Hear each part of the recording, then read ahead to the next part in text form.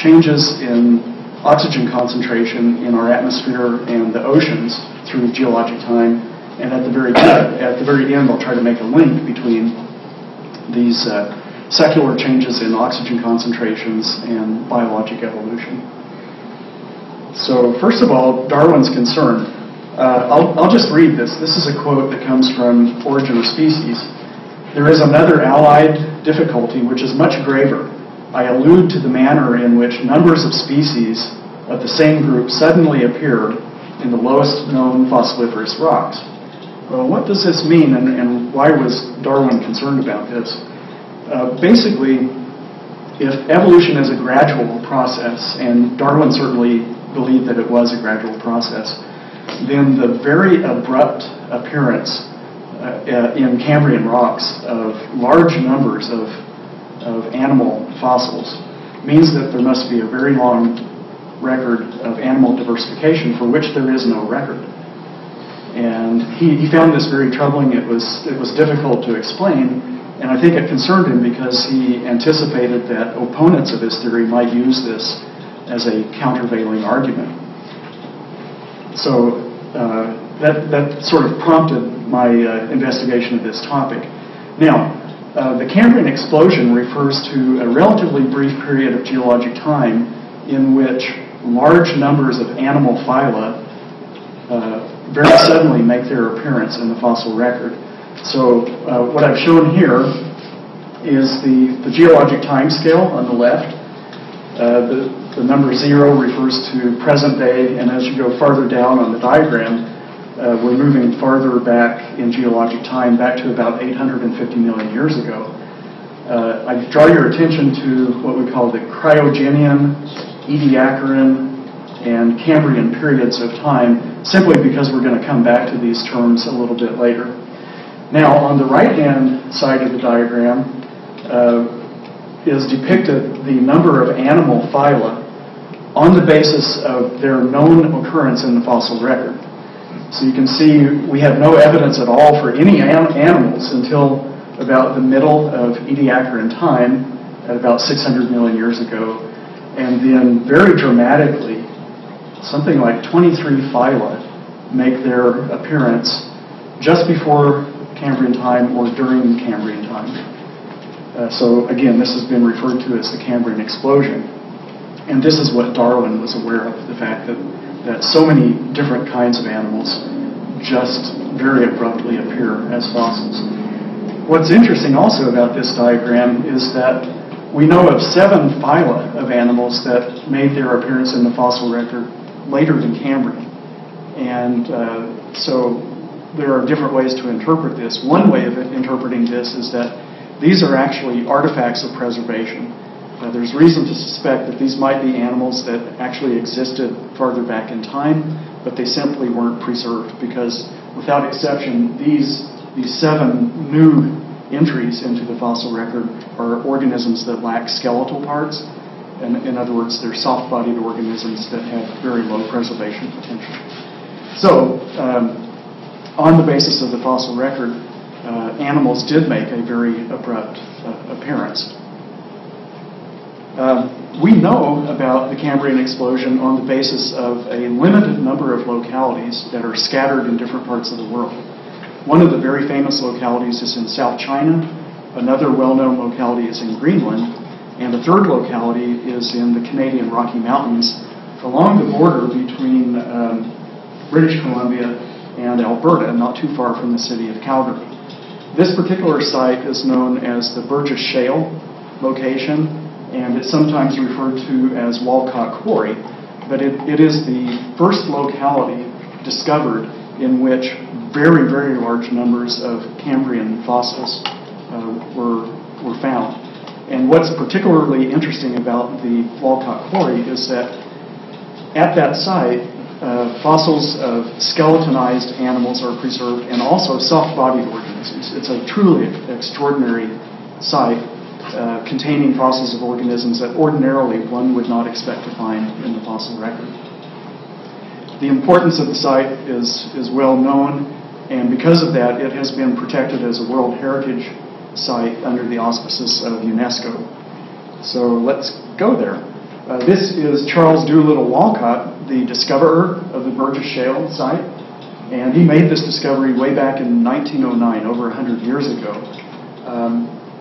Walcott, at the time, was secretary of the Smithsonian Institution. He was a highly regarded scientist and administrator and living and working in Washington, D.C. So one might ask, what was he doing in the Canadian Rocky Mountains to discover the Burgess Shale? It turns out that in the early part of the 20th century, the Canadian government was building the Trans-Canada Railroad.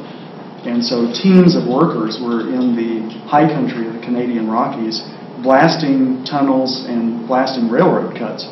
And some of these people discovered what they called rock lobsters. The rock lobsters are actually fossils of trilobites. And you can see how one might think that this is a distant relative of a lobster, and in fact they are relatives of lobsters. So these railroad workers, when they came across rock lobsters, they would keep them, obviously, and in their spare time, when they had freedom to go into the nearest town, they would sell these things for spending money, which is exactly what I would do. And over the course of time, one or more of these rock lobsters found its way to Washington, D.C. at the Smithsonian Institution, and it came to the attention of Walcott. Well, Walcott was a trained paleontologist, and he specialized in fossil arthropods. So these things greatly intrigued him, and he noticed that not only is the durable exoskeleton preserved, but also delicate appendages, the walking appendages, and even the gills are preserved. This is truly astonishing because you don't normally see that.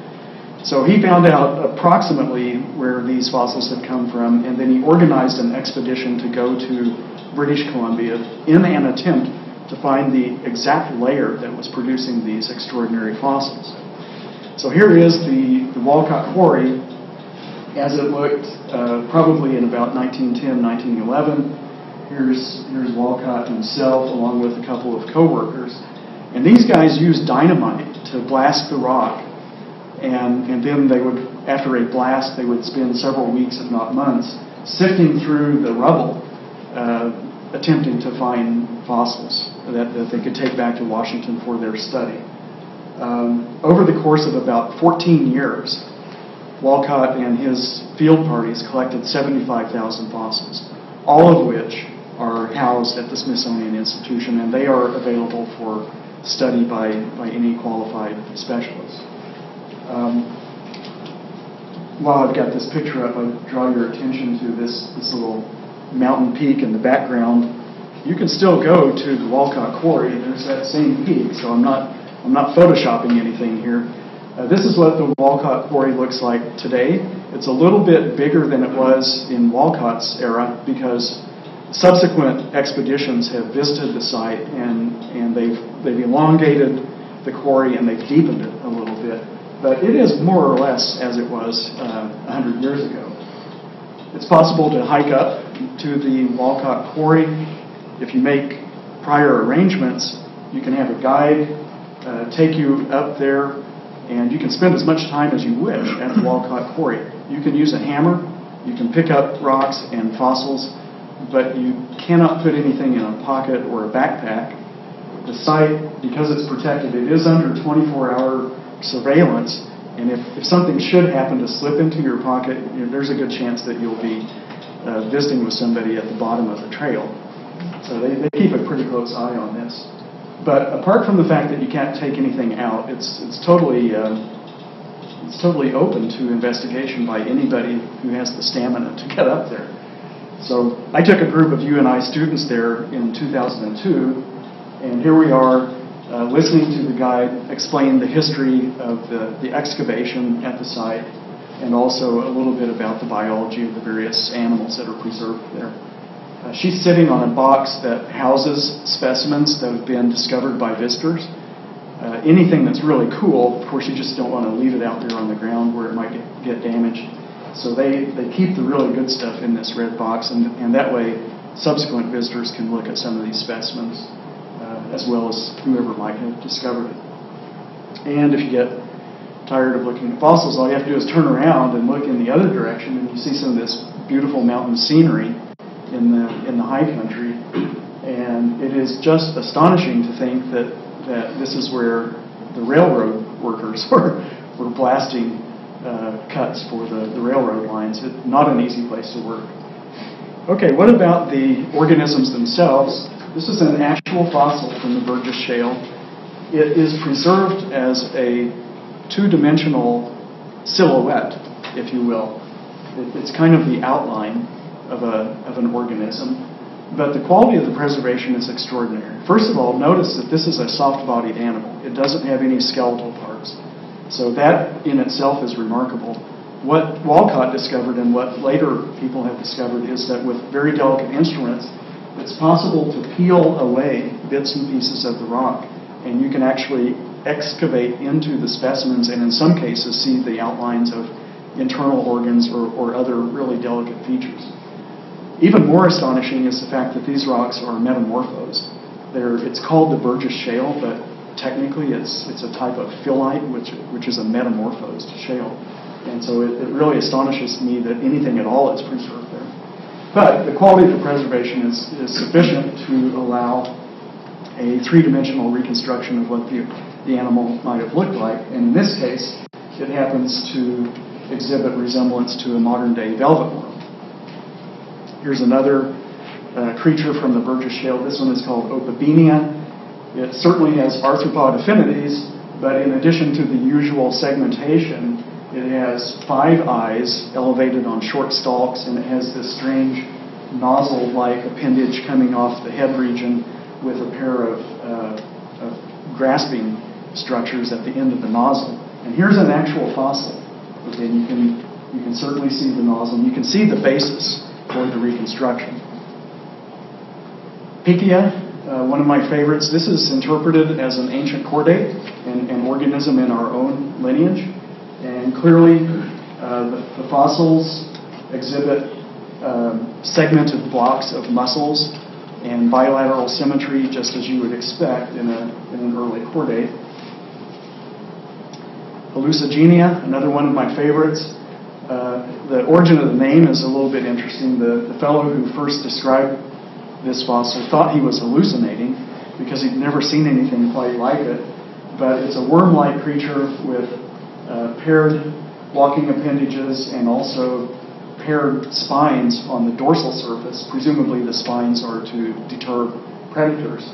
But here are a couple of actual fossils, and you can see that the preservation is good enough that it certainly allows the three-dimensional reconstruction fairly accurately. Candidaspis, another creature with probable arthropod affinities, reconstruction, and an actual fossil. Marella, by far the most abundant fossil at the Burgess Shale site. This one too has arthropod affinities, and it somewhat resembles a trilobite, but it's not a trilobite. It doesn't have the complete carapace that one normally associates with trilobites, but it does have these really pronounced paired spines projecting back from the head region. And the quality of the preservation in these fossils is really, really astonishing. Again, the delicate appendages are preserved, and even the antennae are preserved. Never in my experience have I seen anything like that. And as I said, these things are really abundant. Probably about 20 or 30% of all of the fossils that have been found at that site are specimens of Marella. Nectocaris, an organism of unknown affinity, but possibly another chordate, clearly exhibits bilateral symmetry and blocks of muscles arranged in segments. Wewaxia, strange creature. I don't think anybody's yet figured out what phylum of living organisms this might be closely related to, but there's lots of weirdos there. And finally, Anomalocaris, the same creature that we saw in the opening slide. This is a giant. Some of these Anomalocaris fossils are 1 meter or more in length, and these anterior appendages, which are shown as fossils here, can be a quarter of a meter or a third of a meter in length. So there were sizable predators in the Cambrian oceans, at least on the basis of this record here. Okay, so that gives you just kind of a feel for the diversity of organisms that are known in Cambrian rocks. And again, it's because of a very small number of very special sites that we know about this diversity. Ordinarily, most of these organisms would not be preserved. Switching gears now to oxygen, and I want to talk about the concept of an oxygen budget. Oxygen can be thought of in the same way that you think of your bank account. The amount of money that you have in your account at any given time is the amount that was in there last month, minus any expenses and plus any deposits that you might have made. And it works the same with oxygen. Oxygen is produced through photosynthesis, okay, and it is consumed by a variety of different processes. And you look at this diagram here, and you can see how carbon dioxide and water with energy from the sun can be converted into carbohydrates and molecular oxygen. The process can be reversed through respiration, in which carbon dioxide is released back to the atmosphere. So respiration is one way in which molecular oxygen is consumed. Another way molecular oxygen can be consumed is through the decomposition of those carbohydrates or organic matter produced by living organisms. And this is oxidation. When we talk about organic decomposition, what we're basically talking about is the oxidation of organic matter. Now, how does that affect the amount of oxygen that's present in the atmosphere and the shallow oceans? If you look at this example, we have plants performing photosynthesis, and occasionally a plant dies. Normally, when a plant dies, it decomposes, and that would be a process that consumes oxygen, more or less balancing out the amount of oxygen that the plant might have produced through photosynthesis. If you have a low rate of organic burial, that suggests that most of the organic matter is, in fact, decomposing and consuming oxygen. In a slightly different scenario, though, you could have relatively high rates of organic burial, meaning that organic matter is being preserved in sediments. It's being sequestered and not decomposing.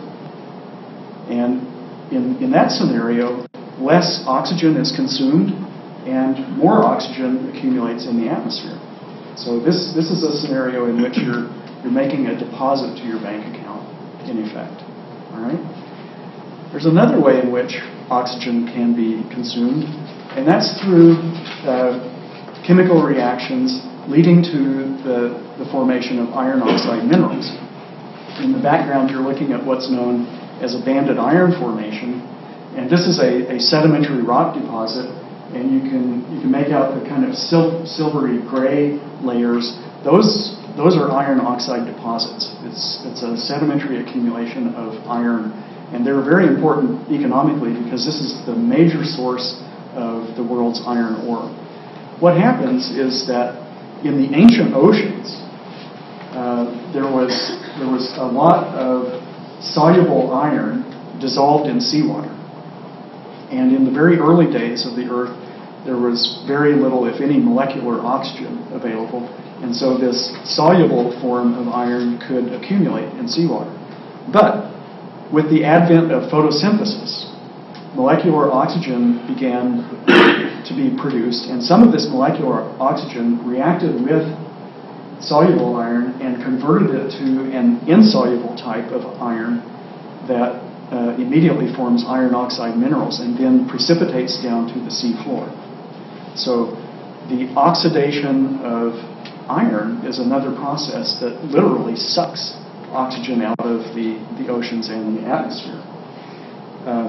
It kind of works like this. The thinking on these banded iron formations is that iron 2+ was introduced into seawater as a result of hydrothermal activity. In other words, you have these deep ocean vents that deliver super hot water to the oceans, and iron can be dissolved in that super hot water. Any of this soluble iron that came into contact with oxygen would have reacted and then converted into an insoluble variety of iron, and then you get a deposit of banded iron on the seabed. Whatever, there's controversy about that, but in any event, the presence of iron oxide minerals is objective evidence that oxygen was being removed from seawater. So here's the story, the history of oxygen on Earth. This diagram shows the amount of oxygen, molecular oxygen, dissolved in seawater in the shallow part of the oceans. And on the horizontal axis, I'm showing geologic time, with 0 representing today, and 3.8 would be 3.8 billion years ago. We have evidence that photosynthesis had originated at least by 2.8 billion years ago. So at that point, we would expect molecular oxygen to be delivered to the shallow part of the oceans and also the atmosphere. But oxygen did not accumulate. There's no evidence that there were significant quantities of oxygen at that time, because any oxygen that might have been produced by photosynthesis immediately would have reacted with iron in the formation of these banded iron deposits. And it was not until most of the soluble iron had already been oxidized that allowed the accumulation of free oxygen, molecular oxygen, in significant quantities. Okay, so at about 2 billion years ago to about 1.8 billion years ago, we stopped seeing banded iron formations in the geologic record. Okay, they stopped forming, and we take that as a signal that by that time most of the soluble iron had already reacted with oxygen. So this is what we refer to as the first oxygenation event. A little bit later, between about 850 million years ago and about 550 million years ago, Earth had a second oxygenation event. And that one was caused by the evolutionary radiation of marine algae of a particular kind. These algae are called acritarchs, and they have a very decay-resistant outer skeleton. So the radiation of these organisms actually increased the amount of photosynthesis that was occurring in seawater, increasing the number of oxygen deposits in the bank account, and the fact that when individual organisms died, they fell down to the sea floor and were preserved in sediments rather than decomposing, means that oxygen was not being consumed in the decomposition of organic matter. So this triggered a very dramatic rise in the amount of oxygen in seawater and in the atmosphere. Here are some of these acritarchs. These are the marine algae that diversified so dramatically in Ediacaran and Cryogenian time. A huge number of different species, but the one thing they all have in common is an organic walled membrane of very decay-resistant material. So if we go back to this diagram, this oxygenation event right here coincides with that evolutionary radiation, and it also coincides with the Cryogenian and Ediacaran periods, during which animals presumably originated and diversified. So let's take a look at that diagram, the geologic timescale from the early part of the talk. Now I've zoomed in on a little snippet of the timescale, and to the timescale we've added an evolutionary tree diagram, if you will, showing the relationships between some of the major phyla of animals. And this diagram requires a little bit of explanation. First of all, the branching arrangement shows degrees of relatedness, so that, for example, mollusks and brachiopods are thought to be more closely related to one another than, say, a mollusk with an arthropod. Okay, that's how you interpret the branching arrangements. The bold vertical lines represent the fossil record of these various groups of animals, so that you can see just by looking at the bold lines that most of these phyla trace their origin in the fossil record back to the Cambrian, right? No surprise there. This gray bold line represents geochemical evidence for the existence of sponges in the form of what we call biomarkers. So even though we don't have actual sponge fossils as far back as the Cryogenian, there is indirect geochemical evidence that they must have existed.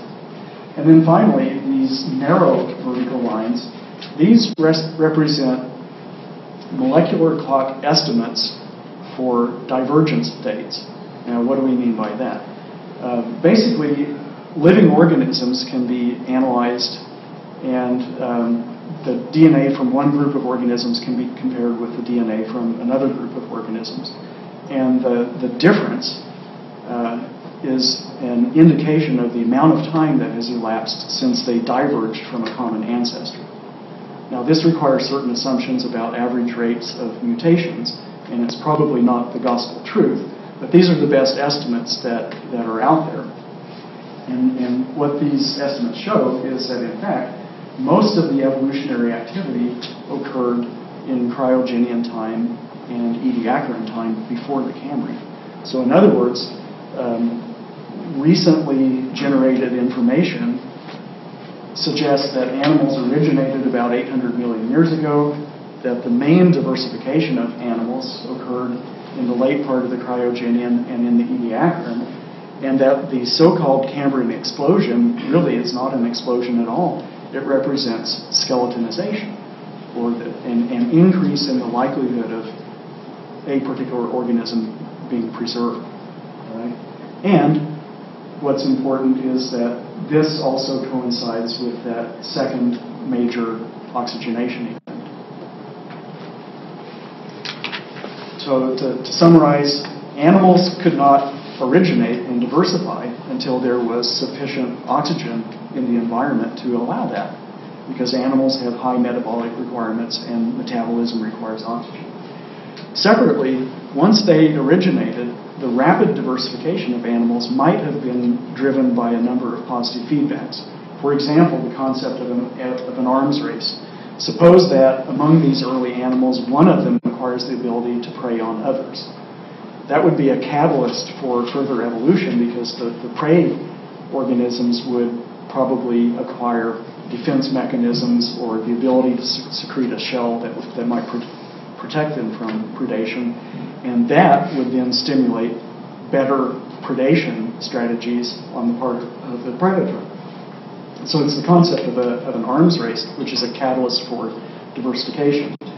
Separately, there's the concept of ecosystem engineering, in which animals actually modify their physical and chemical environments, so that, for example, certain animals might actually concentrate nutrients in marine sediments, and that might be the catalyst for a new kind of organism that can exploit organic matter concentrated in sediments.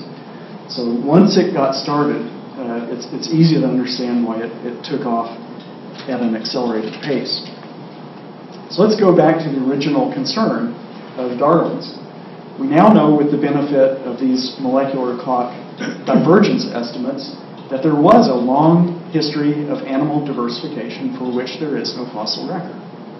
He was right, okay, but with that added understanding, it doesn't pose a real issue to his theory of evolution. And one final postscript before I wrap up. I want to say just a few words about the relationship between oxygen and size. This is a really interesting diagram that was published by John Payne and co-authors back in 2009. And what it shows is maximum organism size over time. And so the way to interpret this is that 3.5 billion years ago, the largest organism on Earth was microscopic. It was some sort of bacterium. Whereas today, the largest organism on Earth is a blue whale or a giant sequoia. The difference between the largest organism then and now is 16 orders of magnitude, 10 to the 16th, right? And it's even more dramatic than that, because if you take the maximum difference in size, if you take the smallest organism known in Archean time versus a blue whale, it's something like 22 orders of magnitude. So organisms have increased in size very dramatically over time, but most of the size increase was concentrated in two relatively brief episodes. One just before 2 billion years ago, and the second one during the Cryogenian and Ediacaran periods, okay, the two oxygenation events. And it turns out that 75% of the size increase in animals is concentrated in these two oxygenation events, which together represent less than 20% of the time that animals have been on Earth. So there is a close linkage between available oxygen and the ability to experience accelerated rates of evolution.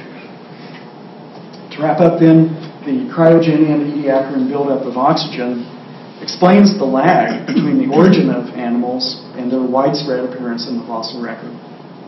Only with an increase in oxygen levels could animals evolve large body sizes with skeletons, leading to their eventual detection in the fossil record. Thanks very much.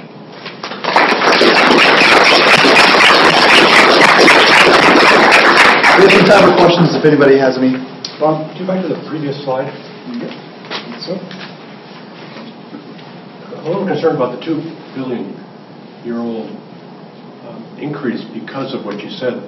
Larger fossils are going to be more easily found, whether that is an artifact. mm-hmm. Whether the size is an artifact? Yeah, whether it's simply a preservation. It could be. Finding the larger ones. Right. It could be that larger organisms might have existed farther back in time. Or that, yeah. Yeah. Exactly. Yeah. Now this is, to my knowledge, this represents just what we know on the basis of fossils. Yeah. Anytime you're dealing with rocks that old, there's a lot of bias. Mm-hmm. Yes? It's a two-part question. One, the Burgess Shale, do geologists understand why it was able to preserve so well? And are they able to look for those characteristics in potential other fossil sites? Right. Those are great questions. The thinking on the Burgess Shale is that the organisms were actually living in a relatively shallow water environment, but close to the edge of the continental shelf. And so animals were living and dying, and corpses were accumulating, but that some sort of submarine landslide might have occurred that triggered a collapse of sediment that then raced down slope, and the animals were actually entombed there in a fairly low oxygen environment, and they were entombed in very fine-grained sediment. So the combination of very, very fine-grained particle size and low oxygen meant that very delicate tissues could be preserved. The particles are kind of like pixels in digital photography. If you have tiny little particles, you can get higher resolution. So, but the thinking is it must have been a low oxygen environment. And the second part of your question, I think the discovery of these kinds of extraordinary deposits is mainly by luck. Somebody happens to find an extraordinary specimen, and then the word gets out, and a lot of people go to that place or nearby places, and you just start busting up a lot of rock, hoping to find more. But it's hard to predict where you're going to find exceptional conditions. Because I know that, like with fossils, they look at the geological record, geologists can say, hey, this is what's exposed here, here, here.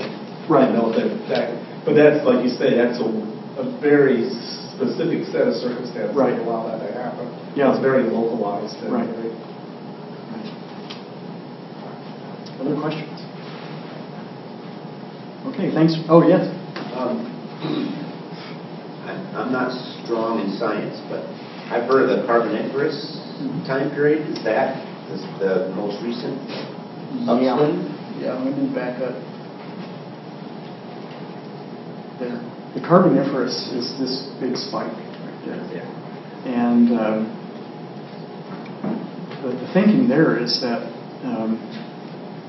plants vascular plants had recently diversified just before Carboniferous time. And so the Carboniferous period is really the earliest period of time in which the land surface of the Earth was heavily vegetated, heavily forested.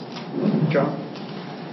I would add to that we probably, it seems to be probable that most of the decomposing fungi have not evolved yet. Right, they could not decompose lignin. Yeah. The really tough vascular tissues in plants accumulated and were preserved in sedimentary rocks because the creatures that ordinarily might decompose them weren't yet around. So you had very high rates of organic preservation, high rates of photosynthesis, but no or depressed rates of decomposition, allowing a lot of oxygen to accumulate in the atmosphere. I always tell my students it would be fun to live in the Carboniferous because you feel like an athlete with that oxygen mask on, you know. It's 35% oxygen in the atmosphere relative to today's value of about 20%. But fires would have been a hazard. Yeah. Okay, thanks very much.